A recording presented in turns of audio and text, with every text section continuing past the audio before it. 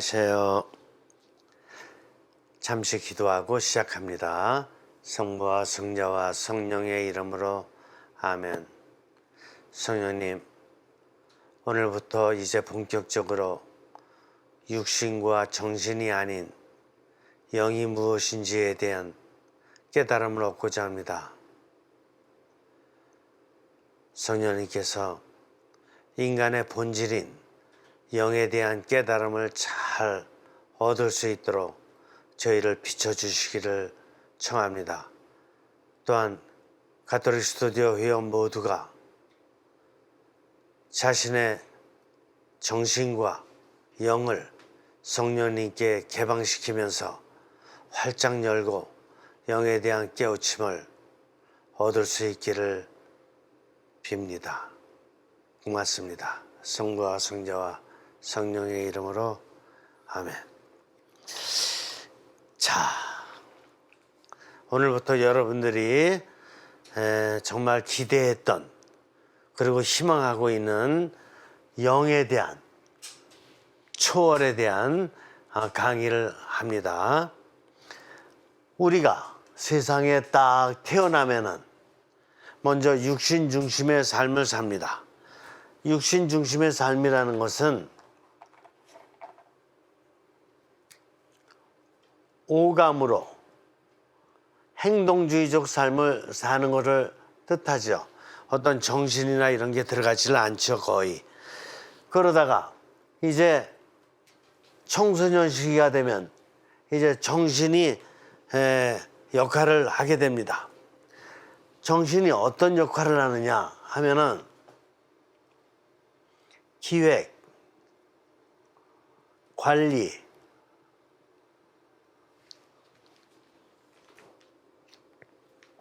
가 되도록 집중합니다. 여러분들 책에 79쪽입니다. 79쪽, 79페이지.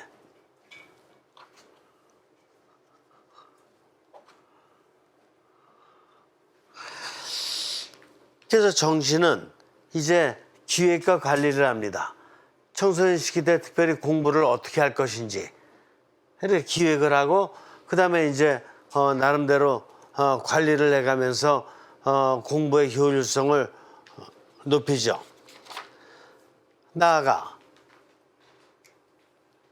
더 나아가서 이제 자신 인생의 성공, 출세, 성공과 출세, 그리고 자기의 생존을 위해서 자기 중심적 판단, 아주 중요한 것입니다. 여기 이걸 하는데 누구 중심이냐? 자기 중심적 판단을 합니다. 이 정신은 하느님 중심적 이런 성공, 출세, 생존 이런 걸 하는 게 아니고, 이웃의 뭐 성공, 출세, 생존 이런 거 하는 게 아니고 오로지 자기 중심적입니다. 자기 중심적 이런 기획과 관리를 하는 것입니다. 그래서 이때는, 이 청소년 시기 때는 상대방이나 사물, 전 세계 만물, 이 모든 걸 다 합쳐서 이런 고유성이라든가 그 본질을 깨달으려고 하질 않아요. 무슨 얘기냐 하면은, 예를 들어서 이웃이 A, B, C, D 이렇게 있다 그럴 적에 A, B, C, D의 이분들의 본질이 뭐냐. 그래서 어떻게 해야지 A, B, C, D 이분들이 자신의 본질을 잘 찾아가서 잘 생활할 수 있도록 이렇게 도와줄 수 있을까? 이런 생각을 하지 않고 오직 나입니다. 나의 성공과 출세와 생존을 위해서, 나의 공부와 나의 어떤 기업과 어떤 이런 거를 위해서 자기중심적 생각을 하는 때라 이겁니다. 청년 시기 때는. 이렇게 되기 때문에 결국은 그리고 또 만물에 대해서도 예를 들어서 바다를 보면서도 바다의 본질이 뭔지 이걸 생각하기보다는 그냥 이렇게 애인이랑 가서 그냥 바닷가에 가서 즐기는 거 그 자체를 좋아하고 모든 게 다 마찬가지예요. 산이라든가 해라든가 이런 그 별이라든가 꽃이라든가 이런 거에 대해서 본질을 알려고 하기보다는 이런 것들이 나의 정신을 만족시켜주고 나의 육신을 만족시켜주는 그런 것 쪽으로다가 내가 이용하는 거기 때문에 자기 중심적이라는 것이에요. 그래서 이런 사람에 대해서도 그렇고 이런 만물에 대해서도 그렇고 이 자체의 본질을 이렇게 파악하려고 그러기보다는 나름대로의 어떤 그 자신의 이익을 위해서 어떤 가치가 있는지 이것도 내 마음에 들고 나에게 유익한 친구가 누구인지 또 사랑받아도 나에게 유익하게끔 어떻게 이용할 수가 있는지 이런 것 쪽에 관심이 많지 이 사람 자체의 본질이 무엇이기 때문에 내가 어떻게 도와줘야 된다. 만물의 본질이 무엇이기 때문에 이 본질이 나름대로의 그 정체성을 드러낼 수 있도록 해주고 그런 면에서는 약하다 이겁니다. 오로지 나 중심적으로다가 뭐가 나에게 유익하냐, 어떤 사람이 나한테 유익하냐 이런 것 쪽으로 다 생각을 한다 이겁니다. 이렇게 되다 보니까 사실은 다른 사람들도 마찬가지예요. 다른 사람들도 다 자기만을 위해서 살라 그러지 그 청소년 시킬 때는 나를 도와주려고 이렇게 헌신적으로 희생적으로 사는 사람이 없습니다. 그래서 결국은 각자가 외톨이가 되는 것이다. 이렇게 볼 수가 있는 것이에요. 그래서 친한 친구를 봐야 청소년 시기 때는 2명 내지 3명 내지 4명 많아야 5명 뭐 이렇게 그룹으로다가 이렇게 다니고 그러지만 폭넓게 모든 사람을 다 이렇게 같이 잘 지내려고 이런 힘은 약한 거라 이겁니다. 그래서 늘 좋아하는 친구 서너 명 있는 거, 그 뭐 민들레 모임 아니면 5스타 모임 이런 식으로다가 모임을 구성하는 거 아닙니까? 그 서로가 자기에게 유익하니까 유익한 사람들끼리 모이는 거예요. 그게 아직까지 본질을 찾기에는 아직 어린 나이입니다. 그런데 이제 영적 초월적 차원의 삶으로 다 들어가면은 완전히 다릅니다. 이 삶은 이제 성인이 되는 것인데, 즉 중년이 됐다 이렇게 볼 것입니다. 이때는 청소년, 청년 시기이고 이때는 거의 유아 단계의 시기다 이렇게 이제 볼 수가 있는 건데, 바로 이때는 완전히 다릅니다. 성인 중년이 되게 되면은 이제 뭐가 다른지 이제 볼 것입니다.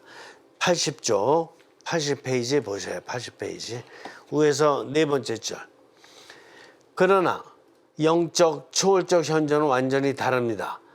영적 초월적 현존은 자신의 본질이 영의 힘으로 모든 차원에 영향을 미치는 현존입니다. 이때는 영의 힘으로 모든 차원에 영향을 미칩니다. 정신의 차원에도 영향을 미치고 육신 차원에도 영향을 미치고 그리고 또 이 세상에 다른 사람들과의 관계 차원에도 영향을 미치고 세계에도 영향을 미치고 세상에도 영향을 미치고, 그러니까 나만을 위해서 이기적으로 다 생각하는 정신 중심적 삶하고는 완전히 다르게 영은 정신에도 좋은 영향, 육신에도 좋은 영향, 이웃에도 상황에도 세계에도 다 좋은 영향을 어떻게 하면 줄 수 있을까, 이런 식으로다가 완전히 자세가 바뀐다 이겁니다. 그러니까 정신적인 삶에서 사는 거하고 영의 삶은 천지 차이가 난다 이렇게 볼 수가 있습니다. 이는 청년 시기를 넘어 중년 시기부터 중심을 이룹니다. 이 시기는 개별자들의 본질을 이해하면서도 동시에 세상의 전체성을 보려고 노력합니다. 그렇구나. 이때는 특징이 뭐냐? 이때는 개별자들의 본질을 이해하려고 하면서도 그 다음에 또 뭐예요? 동시에 세상의 전체성을 이해하려고 한다. 그러니까 정신은 이기적으로 자기 중심적으로다가 생각하는 면이 강했는데 영은 어떻게 되는 거예요? 영은 세상 개별자, 사람에 대해서도 A, B, C, D 이렇게 있으면은 이 사람 개인들이 본질이 다 다릅니다. 유일무이한 인간이기 때문에. 그래서 개인들의 본질이 뭔가, 특성이 뭔가, 이걸 개인별로다가 이해하려고 노력하고, 그런 가운데서도 세상 전체 안에서 무슨 의미가 있느냐. 이 바다, 산, 해, 별, 꽃도 이게 우주 전체 안에서 무슨 의미가 있느냐. 이런 식으로 다 전체성 안에서 이런 개별적인 하나 사사물들을 보려고 하는 시기가 바로 성인 시기고 중년 시기다. 그러니까 정신으로다가 나만의 이기적인 삶을 위해서 모든 걸 계획하고 관리하는 거하고는 질이 다르게 아주 이렇게 폭넓게 이렇게 이 모든 걸 이해하는데, 사람도 개별자들에 대한 본질을 보려고 하고, 상황에서도 바다, 산, 해, 별 이 모든 것에 개별자들의 본질을 보려고 하면서도 동시에 이게 인간이란 뭐냐, 세상 전체성 안에서 또 이 만물들이 세상 전체성 안에서 어떤 의미가 있느냐, 이런 식으로 보려고 한다 이겁니다. 따라서 타인, 사물, 사건들 자체를 존중심에 찬 의미 있는 자각의 빛으로 보게 된다. 그러니까 이렇게 보니까 모든 것을 다 사람도 이렇게 보려고 하니까 사람도 존중하게 되고, 그리고 이 바다, 산, 해 이 모든 것도 다 존중할 수밖에 없습니다. 없으면 안 됩니다. 아주 모든 게 다 중요하다. 이런 거를 깨닫게 된다 이거예요. 또한 이 모든 개별자들이 공동의 신비로운 원천인 하느님께로 출현했음을 깨닫는다. 이런 것이 또 어떻게 나왔느냐 하면은 하느님에게 뿌리를 두고 있다. 하느님이 이 모든 것을 다 창조하셨다라는 것도 깨닫게 된다 이겁니다. 근데 정신 중심으로다가 이기적으로다 자기 이익만을 위해서 보게 되면은 이 사사물물에 대해서도 나한테 꼭 그 필요하고 유익한 것만 존중하지 나머지는 신경도 안 씁니다. 그리고 하느님으로부터 뿌리가 있으나 마나 그런 거에 관계없이 어떻게 해야지만이 내 걸로 만드느냐, 이런 거에만 관심이 많기 때문에 뿌리인 하느님의 창조를 볼 수가 없게 된다 이겁니다. 나아가 모든 인간과 만물이 표면적인 형태와 차이를 넘어 존엄과 영적 힘과 숭고함을 지님을 인정합니다. 그러니까 이 존중을 하는데 어떻게 존중하냐, 이 모든 인간과 그 다음에 만물이 개별자들이 나름대로 차이가 있습니까 없습니까? 인간 나름대로 차이가 있죠. 만물도 만물 나름대로 다 차이가 있어요. 차이가 있는데 이 안에는 공통적인 게 있어요. 공통적인 게 뭐냐면은 이게 굉장히 중요합니다. 공통점이 있는데 공통점이 뭐냐면은 영의 힘이라는 것이에요. 왜 영의 힘이냐? 이거는 하느님께서 창조하신 것이기 때문에 이 사람 안에도 다 영의 힘이 들어가 있고, 바다, 산, 해, 별꽃 이 안에도 다 하느님께서 창조하셨으니까 하느님의 힘이 들어가서 창조가 된 거예요. 이해가 되십니까? 차이가 있어요. 나름대로 다 세상 만물은 모든 게 다 차이가 있어. 차이점이 있지만 공통점도 있다는 걸 깨달아야 된다 이게요. 요걸 깨닫는 힘이 이제 영의 삶으로 가는 길이에요. 이해가 되실까? 이런 거 생각해 보셨을까? 엄청 중요한 거예요.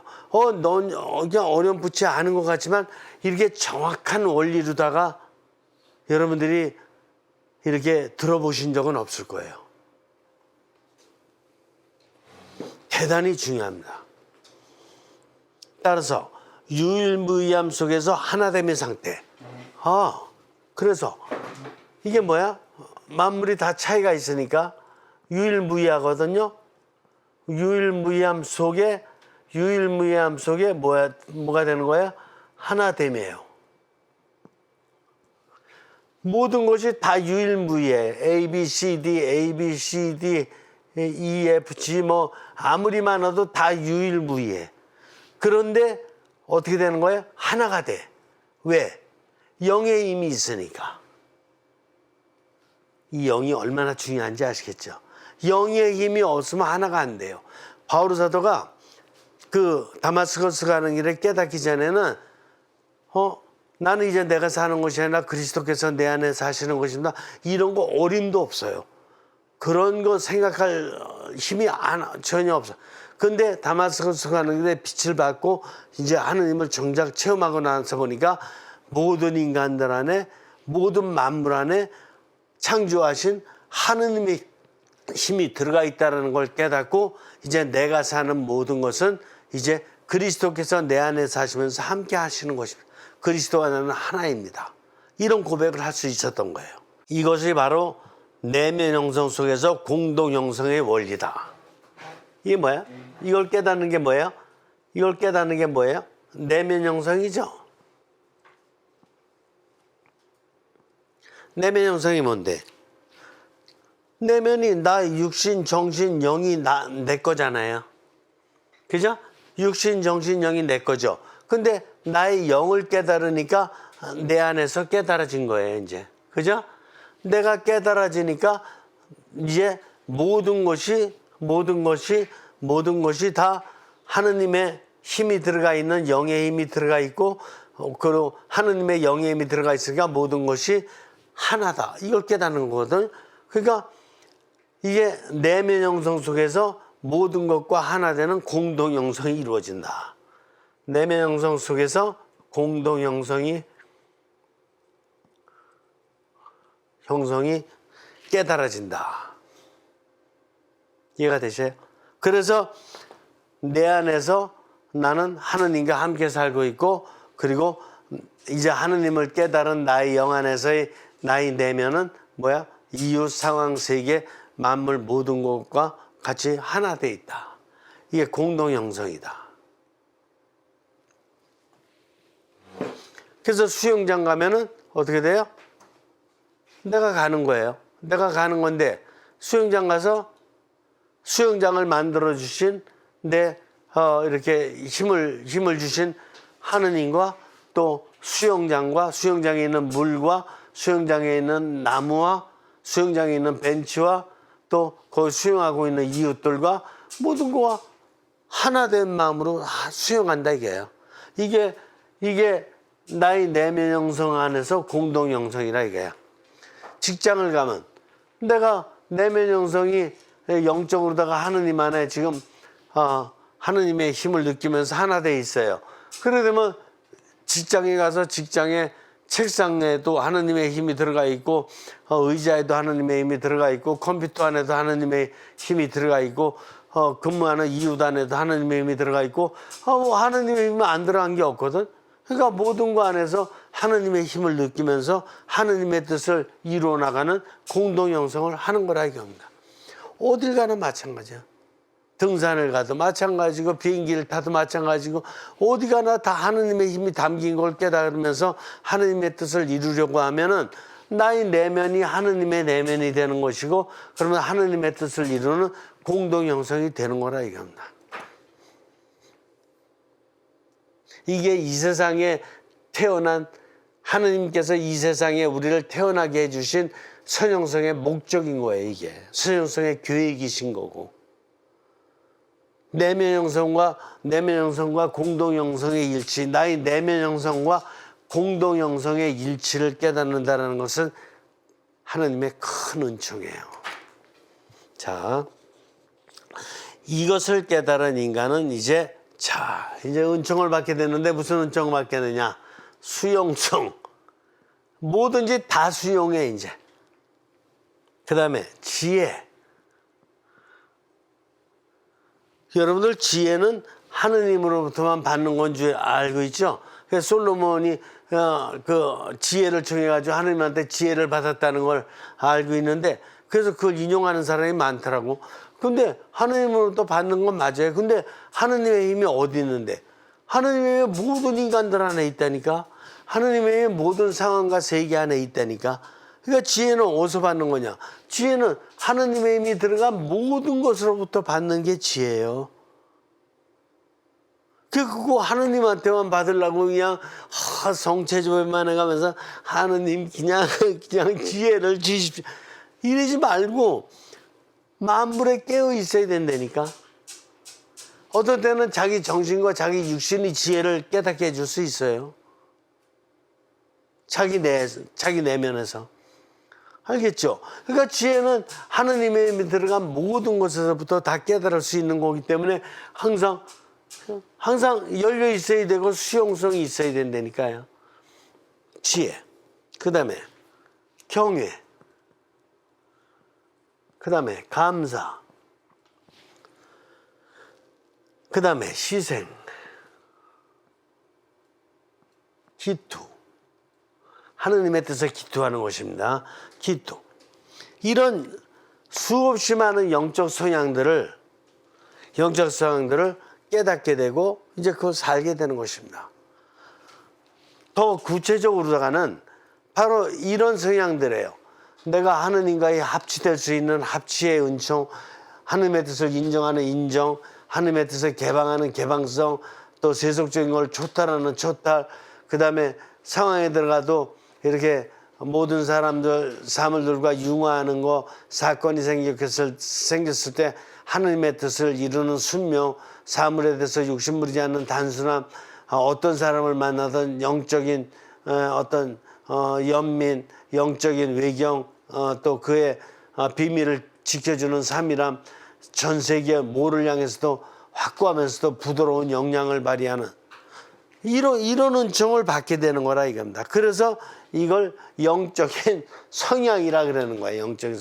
영적인 성향, 영적인 은총. 그러니까 영적인 삶을 살아야지만이 영적인 은총을 이렇게 받을 수 있는 거라 이겁니다.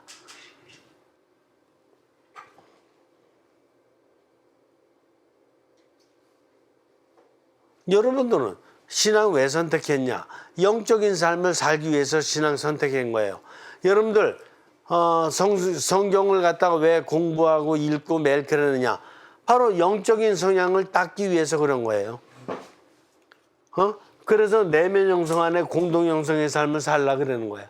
여러분들 왜 매일 미사 참여도 하고 또 칠성사 성사 생활도 하고 그다음에 여러분들 신심생활 레조라든가 성령기도회라든가 여러 가지 신심생활도 하고 왜 그러냐? 여러분들의 내면을 하나님의 뜻으로 형성시켜서 세상 모든 사람들, 세상 모든 만물들과 공동 형성을 살라 그랬던 거예요. 그래서 그렇게 살으려면은 바로 이렇게 영적 성향을 길러야 되는 것인데, 이 영적 성향을 기르려고 그동안 그런 것을 했는데, 여러분들은 그 행위하는 거에다가만 이렇게 초점을 맞췄지 나의 영적 성향을 기르려고 하는데 초점을 맞추지는 않지 않았냐 이게요. 나의 영적인 나를 영적으로 다 변화시키는데 초점을 맞춰야지만이 그래야지만이 가장 귀한 선물을 받는 것이에요. 자, 왜 그런지 좀 더 보죠. 이제 80쪽 밑에서 7번째 절. 조명된 추동과 충동과 열망들은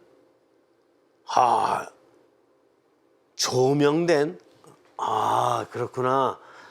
조명된 추동과 여기 용어가 많이 나오는데 제가 용어 좀 설명을 좀 해야 돼요. 이런 상황, 이유, 세계 이런 걸 갖다가 뭐라 그러냐면 이걸 사회적인 차원에 있기 때문에 사회적인 차원의 용어로다가 추동이라고 합니다. 제가 영어는 쓰지 않을게요. 복잡해질까 봐. 펄세이션 영어 아시는 분은 그냥 한번 듣고 끝내세요. 펄세이션하고 추동이라고 써요. 근데 육신은 뭐라 그러냐? 육신은 뭐라고 쓰냐면은 충동이라고 씁니다. 뭐를? 에너지를. 충동은 뭐냐? 펄션. PULSION. 펄션이라고 씁니다. 그 다음에 정신은 뭐라고 쓰냐? 육신은 펄션. 정신은 열망이라고 합니다. 열망. 앰비션이라고 합니다. 그 다음에 영은 초월. 이제 갈망과 영감의 에너지다. 어스피레이션, 인스피레이션 이런 용어를 갖다 쓰는데 이 용어가 바로 뭐냐 하면은 이게 한마디로 조명이라는 건 뭐야? 하느님의 빛으로 조명된 것이라고 얘기하는 거잖아요. 조명된, 다른 말로 다 표현하면 영화된, 바로 이런 거라 이게요. 그러면 어떻게 되냐? 하느님의 빛을 받아서 조명되면 조명된 사회역사적인 추동, 조명된 충동, 조명된 열망, 조명된 갈망과 영감 이렇게 얘기할 수 있는 거야. 이거 다른 말로 얘기하자면 뭐냐? 이게 바로 영의 힘을 받은 영화된 추동, 영화된 충동, 영화된 열망, 영화된 갈망, 영감 이렇게 얘기하는 거야. 다른 말로 뭐라 그러냐? 바로 이게 영화된 사회 역사. 사회 역사가 추동이니까 영화된 사회 역사. 그 다음에 영화된 육신. 영화된 육신을 다른 말로 생체라 그러는 거예요. 그 다음에 영화된 정신. 영화된 정신을 역할이라 그러는 거예요. 그 다음에 영화된 갈망과 영감 이걸 초월이라 그러는 거예요. 좀 복잡하죠? 좀 복잡한데 좀 단순하게 생각을 해보자고요. 조명, 영화 이게 영의 힘을 받은 건데 영의 힘을 받으면은 영은 계속해서 더 영적으로 더 초월됩니다. 정신은 정신의 본 역할인 역할을 하게 돼요. 그 다음에 육신은 이제 영적인 육신으로다가 생체가 돼요. 그 다음에 사회 역사는 영적인 사회 역사로서 이제 추동이 되는 건데 이게 바로 영화되는 거예요. 영의 힘을 받으면은 바로 영의 힘을 받으면 영화가 되게 돼 있어요. 정신의 힘을 받으면 정신화가 되듯이 영의 힘을 받으면 영화가 되는 거죠.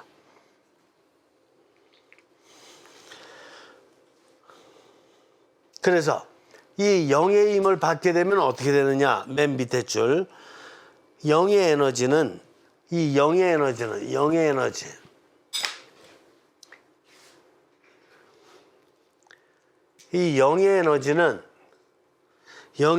무슨 힘을 가졌느냐 하면은 영의 에너지는 성령님으로부터 받는 이제 영감의 에너지, 영의 에너지는 나의 삼중 구조와 사회 역사를 통합시킨다. 그러니까 영의 에너지를 받게 되면은 이 영감의 힘을 받은 영이 정신을 영화시키고 육신을 영화시켜 가지고 이게 나를 통으로다가 영화시킨다. 나를 통으로다 영화시켜 가지고 나서는 어떻게 되냐? 그 다음에 사회 역사를 통으로 다 영화시킨다. 그래서 영의 에너지는 나의 삼중 구조와 이 세상 전체를 영화시키는 기능을 한다. 정신의 에너지 갖고 나 잘 되고 나면 그냥 나 육신 좀 잘 되게 만들고 그 다음에 나와 좀 가까이 지내는 이웃 몇 개 하다가 내가 관심 있는 사물 몇 개 그런 거 집이라든가 부동산 쭉 관심 있는 거 빼놓고 나서는 그런 관계 없죠. 뭐 영의 에너지는 성령님으로 받던 영의 에너지는 나의 삼중구조 전체를 다 영화시키고 또 내가 만나는 모든 세상을 다 영화시킨다. 그러니까 완전히 다른 거예요. 또한 81종 또 영의 에너지는 나와 사회 역사의 뿌리에 있는 하느님과의 일치를 시켜준다. 영의 에너지는 또 무슨 역할을 하느냐? 나의 삼중구조와 하느님과의 관계를 합치시킨다. 이게 합치예요. 그러니까 영의 에너지가 들어가면, 성령님부터 영의 에너지가 들어가면 나의 삼중구조와 세상 모든 것을 합치시키고, 또 영의 에너지가 들어가면 나의 삼중구조와 하느님과의 합치가 이루어지고. 그래서 나는 나의 삶의 실체인 사회 역사의 모든 것과 친밀하게 연결되어 있다. 그래서 영의 에너지가 들어가면 나와 하느님과가 일치되고 나와 세상 것이 일치되니까 나는 어떻게 된가? 나는 세상의 모든 것과 친밀해질까 안 친밀해질까? 친밀해지는 거야. 정신으로다가 생각할 적에는 몇 가지 내가 좋아하는 것만 선택하거든요. 그 안 좋아하는 건 관심조차도 없거든. 아니 뭐 우크라이나에서 전쟁 나든 뭐든 관계 없어요. 관계 없다고. 저기에서 만약에 대만에서 지진이 났다. 이런 관계 없다니까. 관계 없어요. 근데 영의 에너지가 들어가면 관심이 있어져요. 기도라도 해주게 되고 또 필요할 때는 구호 물품이라도 좀 보내게 되고 여건이 되는 한 좀 관심을 가져요. 동시에 영의 에너지가 들어가면 나는 하느님 안에서 유일무이한 존재임을 깨달아. 영의 에너지가 안 들어가면 하느님 안에서도 모든 나는 내 힘으로 내가 잘 되면 되는 거야. 그러니까. 그래서 나만 그냥 잘 되면 되는 거야. 그냥. 나만 좋은 학교 들어가고 나만 좋은 직장 들어가서 나만 그 좋은 여자 만나서 남자인가? 그렇지. 마찬가지야. 그래서 나만 결혼 잘하고 나만 좋은 집 얻어서 이렇게 살면 되는 거야. 하느님 안에서는 관계없어. 근데 영의 에너지가 들어가면 하느님과 나 사이에 내가 하느님 안에 내가 태어난 신성한 존재라는 걸 깨달아요. 내가. 그러니까 영이 얼마나 중요한지 알아야 돼요. 그래서 여러분들 신앙생활을 하는 거라니까. 신앙생활하는 중요한 이유는 왜 그러냐. 첫 번째, 영의 힘을 받기 위한 거예요. 자, 제가 정리해 드리는 거예요. 영의 힘을 받기 위한 것이다. 그럼 하느님부터 영의 힘을 받으면 어떻게 되냐. 영의 힘을 받으면 일단 나의 삼중구조가 통일을 이룬다. 영화된다. 이렇게 보는 거야. 그러면 삼중구조가 영화되면 먼저 하느님과의 합치를 이룬다. 하느님과의 합치를 이루면 하느님 힘이 안 들어간 데가 없어요. 세상에. 그러니까 내가 삼중구조가 또 하느님의 힘이 들어간 세상 만물과 내가 또 합치를 이룬다. 합치를 향해서 가는 거예요. 합치를 향해서 가는 거야. 그치?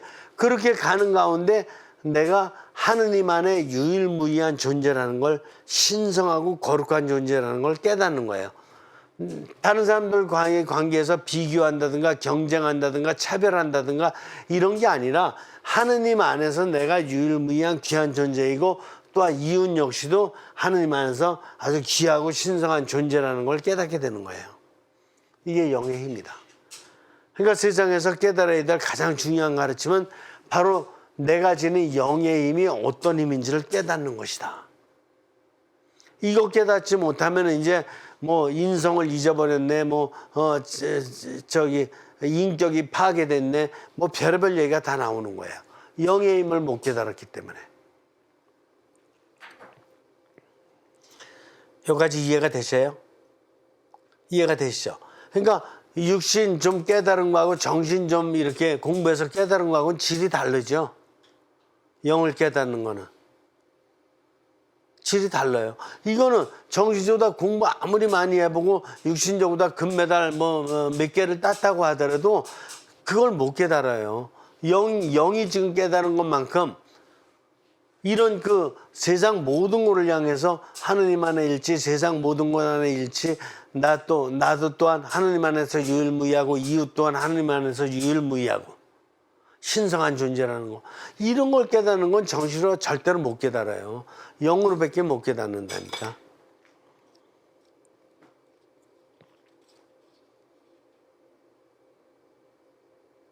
그래서 이걸 뭐라 그러냐 용어를 하나 또 설명을 드려야 되는데 여러분들 복잡하다 생각하지 마시고 고맙다고 생각하셔야 돼요. 이렇게 보다 더 깊이 있게 과학적으로 깨닫는 자체가 얼마나 고마운 건지 알아요? 저는 이걸 깨달으려고 미국 가서 정말 엄청나게 노력을 해서 깨닫는데 기분 되게 좋더라고요. 이걸 깨닫고 나니까. 이걸 못 깨닫고 나면 그냥 희미하게 사는 거예요, 인생을. 그래서 하나님으로부터 영의 힘을 받아서 내 전체가 다 영화되는 걸 뭐라 그러느냐. 이 용어가 있는데 내 전체가 영화되는 것을 나의 초형성이라 그래요. 내가 초월적으로 형성됐다. 트랜젠던탈 포메이션. 내가 초월적으로 형성됐다. 이해가 돼? 그냥 형성된 게 아니라 뭐 초등학교 나오고 그다음에 중학교 나오고 고등학교 나오고 그다음에 뭐 이렇게 직장 다니면서 이렇게 돼서 그냥 형성된 게 아니라 하느님의 뜻대로 하느님의 힘을 받아서 초월적으로다가 육신도 초월적으로다가 형성됐고 정신도 초월적인 정신으로다가 됐고 초월적인 영이 되고 이렇게 그러면 초월적으로 형성된 나의 삼중구조는 이제 세상과의 관계에서 세상을 어떻게 시켰냐 세상을 또한 초형성시킨다. 초형성시킨다는 것이 뭐냐 세상에 뭐 이렇게 나무 가지고 뭐 집도 질 수 있고 철근 가지고 또 이렇게 빌딩도 질 수 있고 뭐 여러 가지 다 할 수 있지만 하느님의 뜻에 맞게끔 형성한다 이거예요. 그 재료들을 하느님의 뜻에 맞게끔 쓴다 이거예요. 무기 만들지 않고 칼이나 다이너마이트만 무기 만들어 가지고 뭐 사람을 갖다 해치거나 이런 거 하지 않고 이해가 되셔요? 그러니까 늘 초월적으로다가 초월적이라는 말이 뭐냐? 영적이라는 뜻이에요. 하느님의 뜻. 하느님의 뜻대로 사용한다.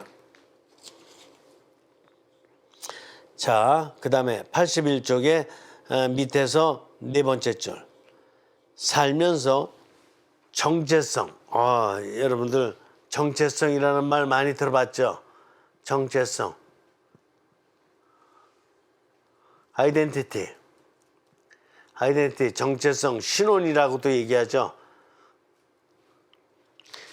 정체성에 대해서 많이 듣는데 여러분들 정체성이 뭐라고 생각해요? 정체성. 한국인이다?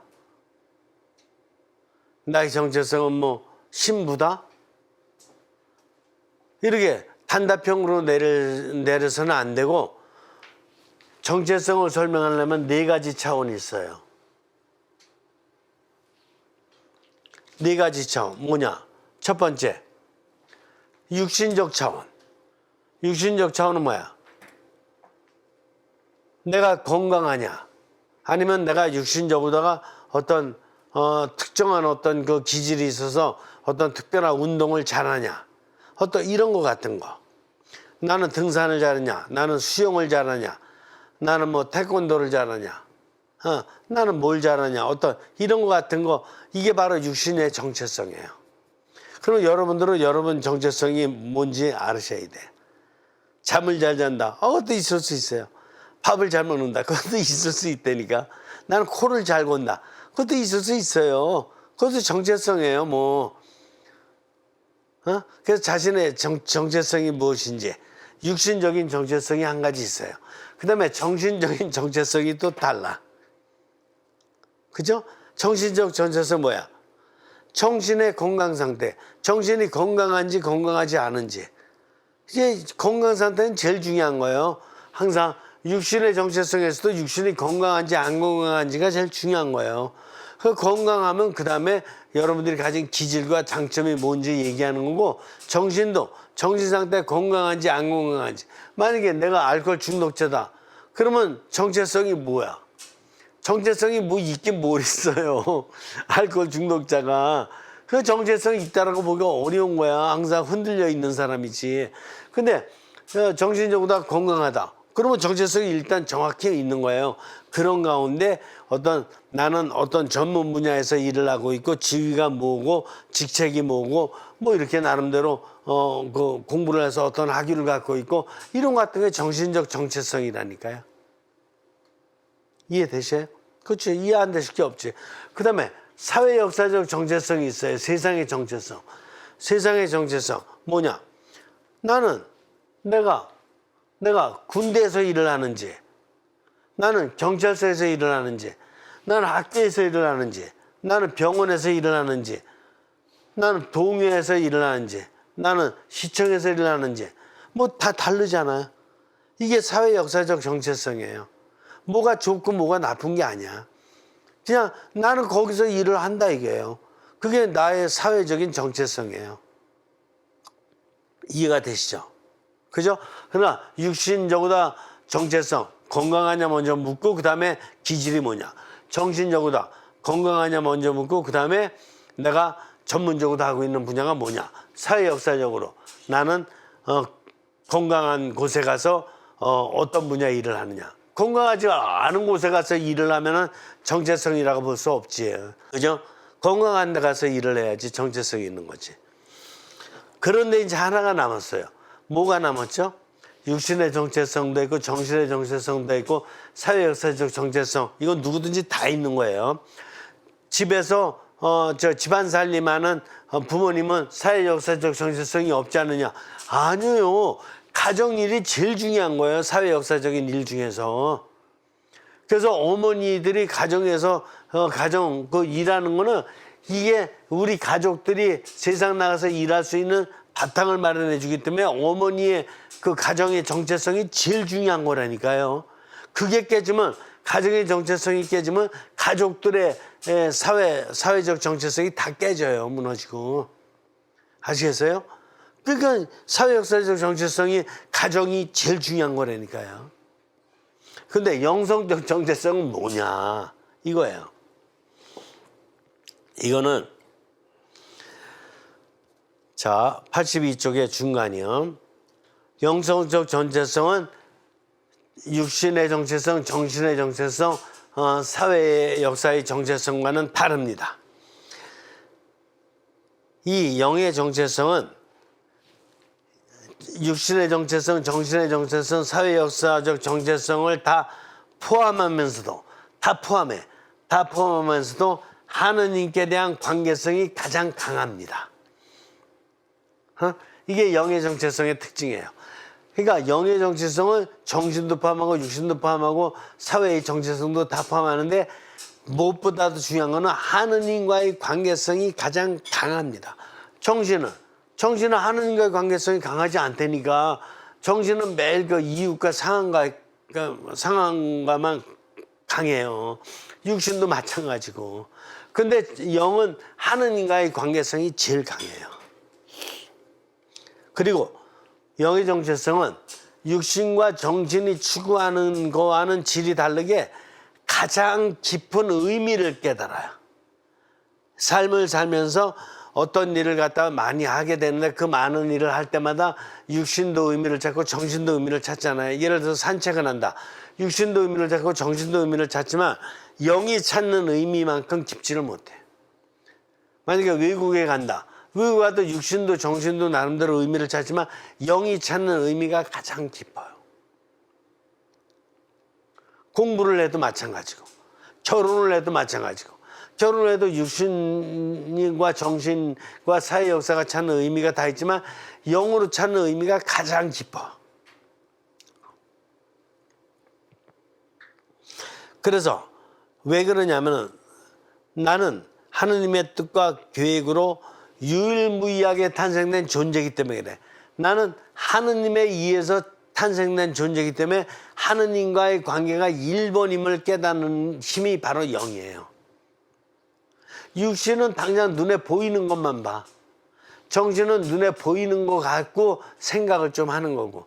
근데 영이 이제 성인 시기에 영이 깨어나면 영은 눈에 보이는 거 그 정도가 아니라 나를 뿌리로부터 태어나게 해주신 가장 깊은 하느님과의 관계에서 하느님께서 원하시는 의미를 깨닫게 해줘.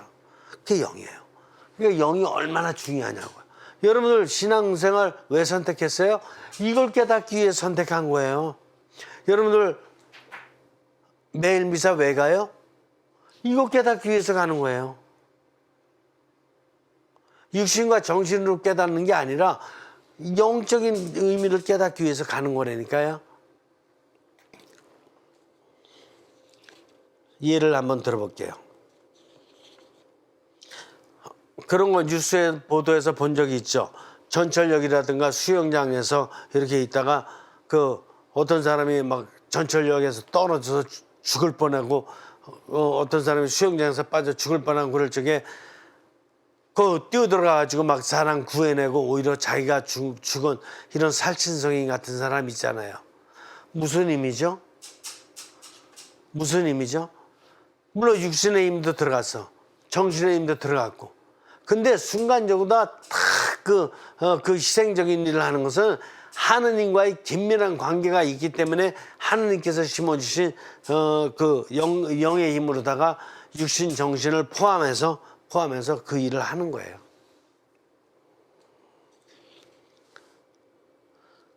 슈바이처 박사가 아프리카 가서 어떻게 그런 일을 하실 수 있죠?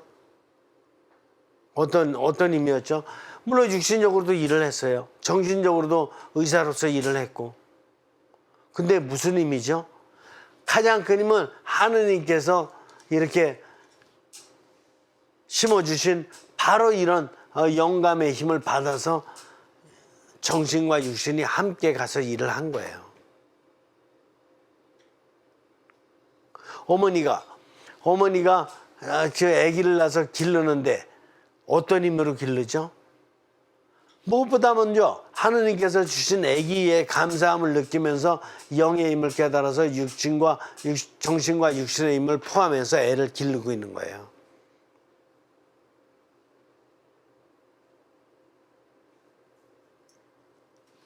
영의 힘. 오늘 출발해요.